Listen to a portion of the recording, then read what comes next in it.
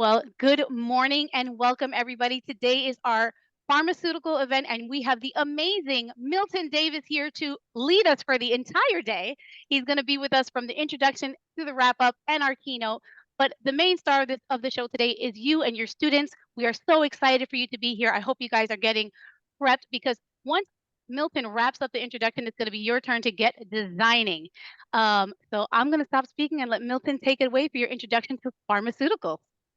Oh, thank you so much, Monica, for an outstanding intro. And thank you all today for being here. We're excited about this lab. It's going to be one that you're really going to enjoy. It's all about pharmaceuticals. And why that's so important is because your ability to use science and engineering to improve somebody's life, I mean, isn't that outstanding? So, what are pharmaceuticals? It's, an example of that is a way that we can prevent a disease from occurring, or we can improve a sickness, like restore somebody from a health condition. So what you're going to do is work on a pharmaceutical today, and I want to give a big shout out to Dr. Eric Einstein. He developed this lab. He's also a chemical engineer, so he knows all about this. And what would this lab be without students like you to help make sure this is relatable? So if you're wondering who I am, let me start off. This is Milton Davis, and I am the curriculum coordinator here. But this is what I do for a living. What I do is I solve problems. I'm a satellite designer and a satellite manager. This satellite that you're seeing right now is MMS, and it's trying to solve the problem of all the solar radiation coming from the sun to our Earth, and it's protected by the magnetosphere. And how it all started for me in terms of solving problems, like the problem you're going to solve today with this drug delivery system, is it started for me being born in Gary, Indiana. And my dad was just the type of guy that, he didn't graduate from college, but he just loved to give us problems around the house to solve, and working on the cars, right? Fixing the roof, anything. And from that translated me to me solving problems in aerospace, solving problems on how to integrate satellites that are going to deploy in constellations and around our solar system. I mean, just fun stuff like that, right? And again, you're going to be solving some good problems today as well. And so, just to give you a little bit more about my background, I also have a nonprofit organization that I help lead because I'm really interested in students like you getting involved in science, technology, engineering, and math, especially if you're not exposed to that in your school. But most importantly, I'm really blessed to be the Engineering Tomorrow curriculum coordinator. I graduated from Purdue with a bachelor's in aerospace and aeronautical engineering. And then later on, I didn't get tired of school, so I went and got a master's at Johns Hopkins University. But that is enough about me. I would love to learn about you in regards to this lab. So I got a Slido question for you real quick. So if you go to slido.com, that's www.slido.com, and you type in those numbers, 1368380, it's going to give me an opportunity to give you a couple questions and engage you some. And shout out to Rudge while in East Harlem. Sorry you're having some technical issues. Shout out to all you all. Thanks for being here. So here's our Slido poll question. We're talking about pharmaceuticals. So I want to ask you, what are some reasons that you have taken pharmaceuticals in the past? Medication. What are some reasons you've taken this? Again, you go to slido.com, you type in, okay, common cold and flu. It's the season. It's the season, right, Constant? Physical injury. Yeah. Headache. Yes, yes, yes. Thank you. We're honest here. Mental health and wellness. Also, I mean, we are we are biological, chemical beings, and there can be imbalances, So common cold, headache, physical injury, this is all good. Now, I'm going to weave in a story about myself throughout this presentation. I was diagnosed with skin cancer a year and a half ago, right? And in the process, like one thing, when we have something like that, it's pretty serious. It's kind of scary. um, Sometimes doctors and physicians, they might not know how you got it. They might not even know exactly what happened, but it's really cool that through science and engineering, they still can come up with a treatment to address it. So here, thank you all, great engagement. Here's the treatment plan that came up for me. We actually have a lab called light therapy. I use light therapy. Light therapy kind of helps my skin to build its immune system to fight disease. Chemotherapy kills some of the cancerous cells. Retinoids, they help stop the growing cells. And these immunosuppressants, they help with inflammation, and it's nice that all of these um, pharmaceuticals, they've been engineered to solve problems that are helping me out, right? Which is just excellent, right? So, but even though there are these great treatments, they don't work if there isn't a pharmaceutical drug delivery system to make sure they get to the place where they're supposed to be, right? The cancerous cells, for example, and that they treat for the right amount of time. That's important. So we're going to go over a little bit of the concept of this drug delivery system with you all today, okay? There's four basic ways that these pharmaceuticals can be delivered. Now, you all talked about common cold. I'm always taking some cough drops for that. Oral administration, that is a way. Oral, ingest it into the digestive tract, goes into your stomach, digested into the body. I actually take an oral form of chemotherapy, for example. But there's also inhalation. Some of you all talked about asthma, bronchitis, right? That inhalation allows it to go through your lungs and then get into your bloodstream, right? And then there's something intravenous. I know that's a tough word, but that's like the same way that a nurse like may take blood from you when they're trying to assess certain things, right? That's the same way that also medication can go into your body. And then finally, the subcutaneous. I don't know. I've been in a lot of hospitals. I'm still not in love with needles. But anyway, that gets it under the skin, into the fat, or into the muscle. And that's another direct way of transferring pharmaceuticals to you, right? But all of those were engineered and they all have benefits and disadvantages, right? So the intravenous, that medicine that can go directly into your bloodstream, disadvantages, we got to deal with needles. But that was engineered. Each one of these systems was developed and innovated by someone, right? Something else that's important is that what we talked about before, it's got to get to the right place and it has to last for the right amount of time. Now, if someone develops something as unique and creative as something that can kill cancerous cells, that's important. But that same treatment, we don't want that going to the wrong parts of the body. That's why it's important that the system that's developed is targeted. It needs to go to the right place, right? We want to limit anything happening to the parts of the body that we want to remain healthy, right? Then the other part about that is the right time. We want the drug, the pharmaceutical to continue to work how much ever time it needs to work on those, for example, cancerous cells, right? Because these delivery systems, the current ones, aren't necessarily smart. They don't know to only focus on the bad areas and to not go to the good areas, right? But in this video, there is a group of doctors and researchers who are working on something that's a little smarter. It knows how to target this pharmaceutical drug delivery to the right place. So we're going to watch this video and then we're going to talk about some things that you learned, some benefits from this targeted system, okay? So I'm going to play the video now. I hope this works. Come on, video. Come on. There we go. Nice. All right.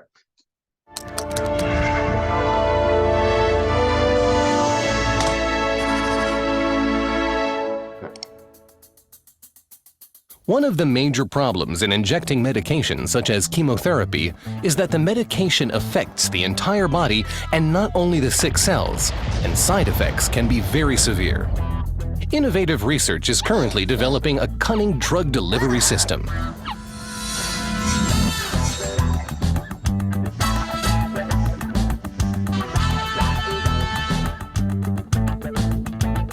Ben-Gurion University scientists, led by Professor Yossi Kost, are developing a system to sneak medication like chemo or genes past the body's defense mechanisms and straight to their destination, even a cell organelle like the nucleus inside a cancer cell.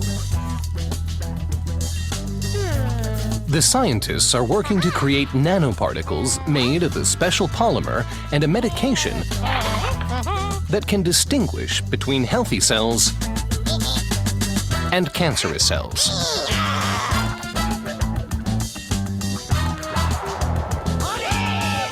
The nanoparticles are small enough to pass through tiny holes existing only in blood vessels surrounding cancerous growths.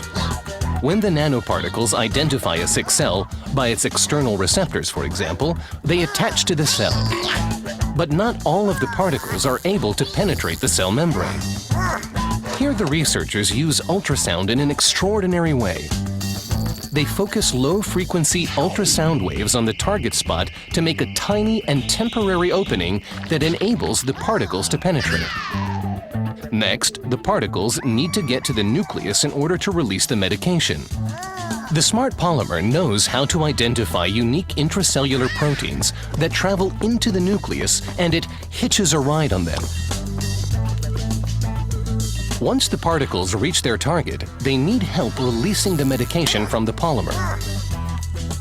The scientists again turn to ultrasound for help. The ultrasound waves are aimed at the target cells and the medication is released, while the rest of the body's cells are safe from side effects.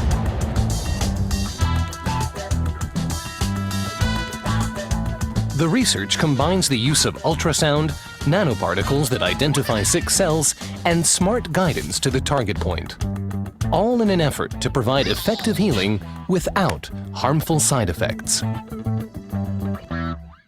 Wow, that was pretty cool. What was some benefits that you all caught? Like, what was the most important benefit from this treatment that you heard? We're back on Slido again. You can jump right back in, or you still should be engaged.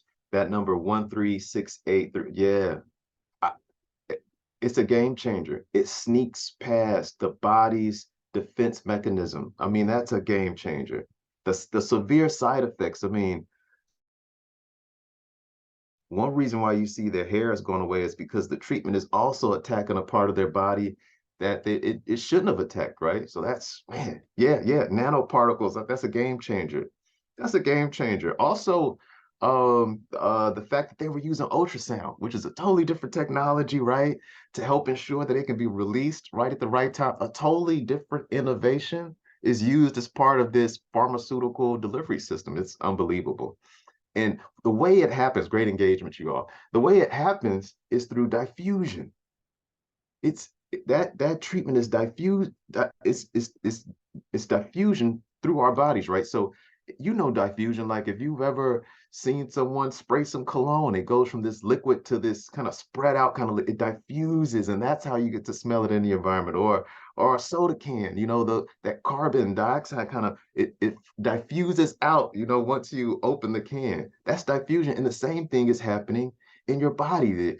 The treatment is transported via diffusion through these membranes, and then it's broken down through this blood cell membrane, and then it's transported through blood vessels through all the parts of the body, right? And it's through all the parts.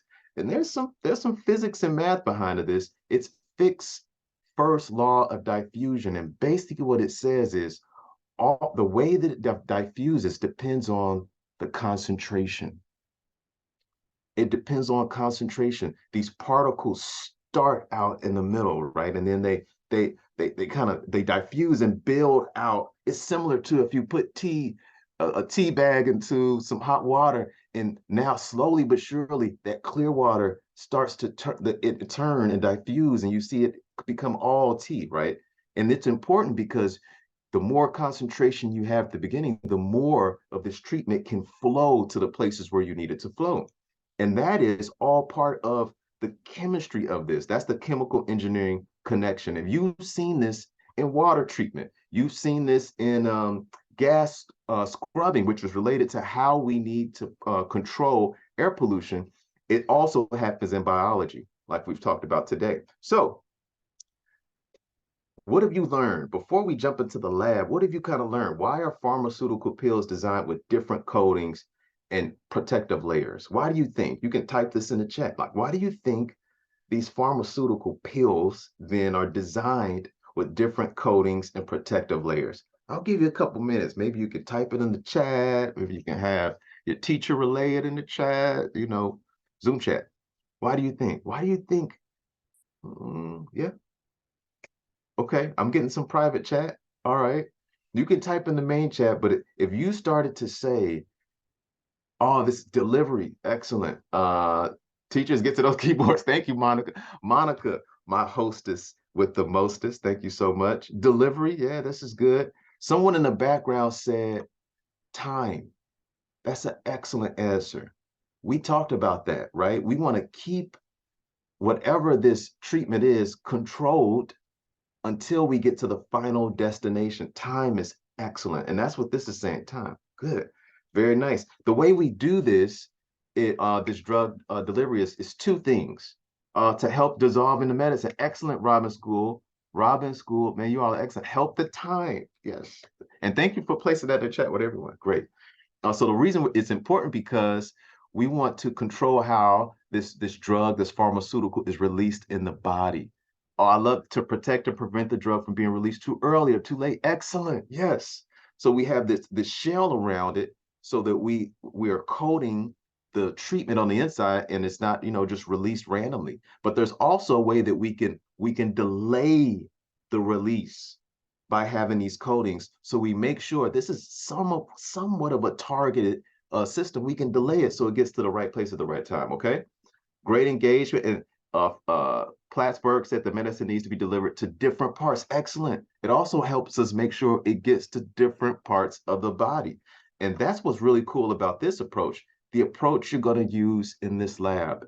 It's a dual delayed release drug delivery system where you can have a release of this medicine that you need instantly. Hey, think about getting an injury, and you want the pain to leave like right now, but also over time, you want relief from that pain to be sustained.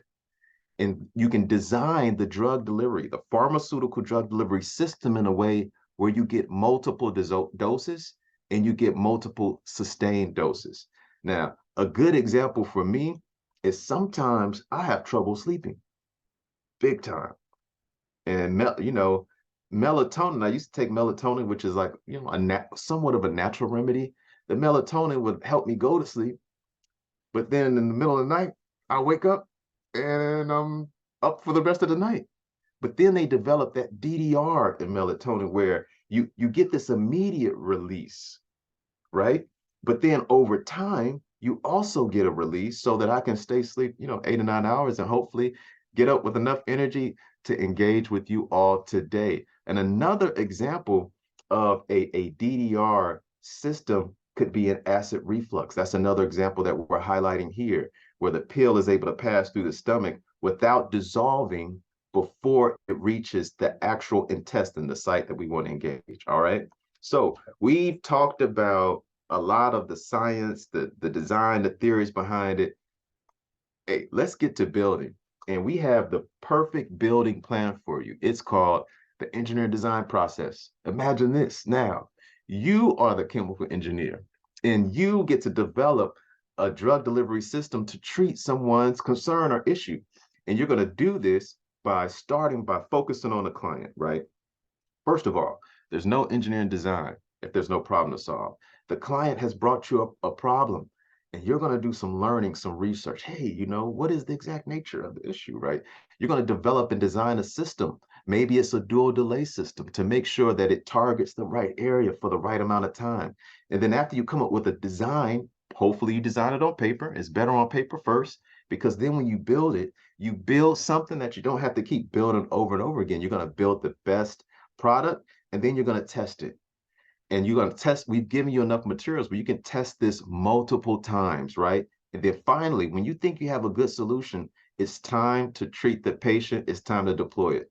So what are some of the tools we've given you? Well, we've given you these color tablets that you're going to see are going to release, able to release some carbon dioxide into the environment. We're giving you some paper clips, these soluble stabilizers, and a napkin. So why are we doing that? That's because these are going to be the components of your pharmaceutical system, right? The first part of this is this PVA. This PVA is a polymer polyvinyl alcohol which dissolves.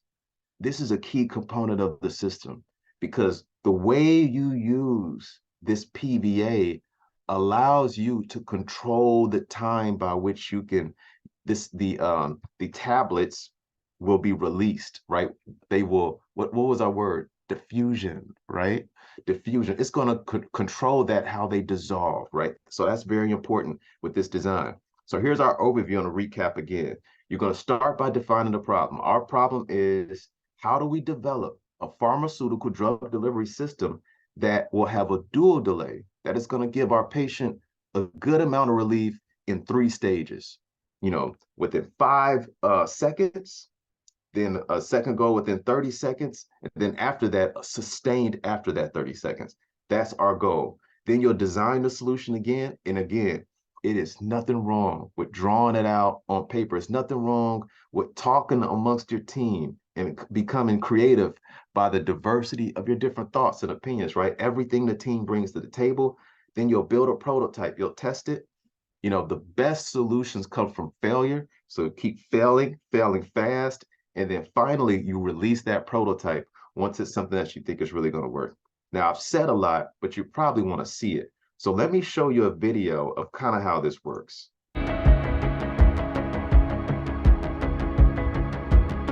Okay, you saw that yellow, red, right? That's the PBA. That's the PBA, and you can see Dr. Eric wrapping the PBA, wrapping the soluble, the PBA. Now there's some tissue paper as well. Now think about that. Why tissue paper? Why tissue paper? It's not as soluble. Is that why? How do we use that tissue paper? Think about it. And there's some clips. Clips are a way of keeping it all together. You also see some tape. That's another way of binding the 2 soluble pills together. That's another way. You'll have plenty of other creative ways to implement. You're not limited by the materials we're giving you. Now you see testing in this water. You can see one side is supposed to be designed to give you instant relief. You should see a color immediately. And then there's another that's supposed to give you that sustained, delayed relief. And then you should start seeing overall color to change to the separate color that should have given you delayed relief. Okay?